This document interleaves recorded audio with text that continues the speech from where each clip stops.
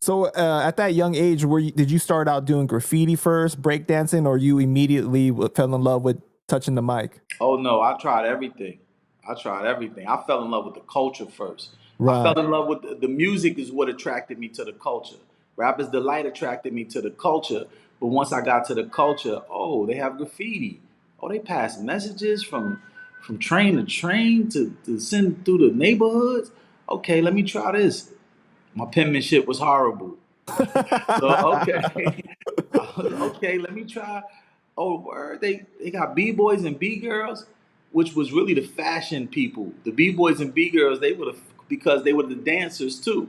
So they always had the fly windbreakers, the spray painted jackets on because they wanted to look fly when they were dancing. They had the fly pumas and sneakers on, So let me dress like this. Okay, let me dance like this. I wasn't a great break dancer. My windmill wasn't quite windmilling. So I had to, popping was a little better. But I do know when in DJing, my mother wouldn't let me scratch up her records on them curved arm turntables Right. The needles that weren't had built for that. that had the arm where the record drops down on the other record after the one finish. So I wasn't good at DJing either. But one thing I did know was that I could galvanize people when I spoke. I can galvanize when I put rhymes together. I can galvanize people and draw attention from people with my words, my wordplay. So when I controlled the crowd, it was different, and it made me understand. It's almost like having girlfriends, right? I tried to date graffiti, it just didn't work out. I met this girl named DJ, and she was cool and all that, but she was noisy and too loud for me.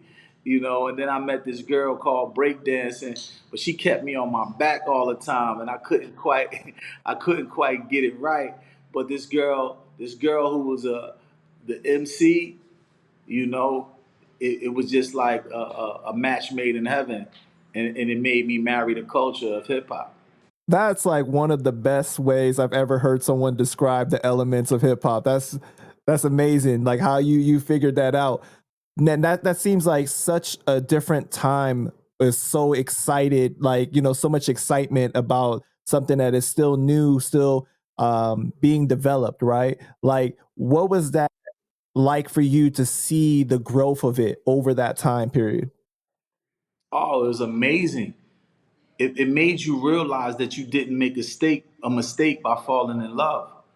You know what I mean? It make you, even with the ups and downs, if you can stick through it through the narrative that people tried to paint about it, if you can stick through it through its ups and downs, if you can stick through it without being accepted in the mainstream, when you with somebody doing its ills and doing its down stages, you want to be part of its renaissance, Right. right? So when it explodes and when it becomes successful, that's why Tata can walk next to JJ and Jay Z and feel confident because he was there when he was nothing. You got it out the That's mud. why, right? When you get it out the mud and you eating lobster and whether you eat seafood or not, but you're eating great and you're in great places.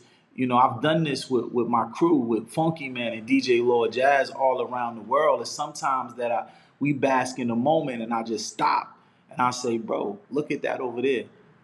And he's like, what? And I say, look at that right there. He be like, the sunshine? I said, yeah, you on a yacht. We in the Mediterranean. We from number blocks. You from the boulevard. And he go, oh, the word.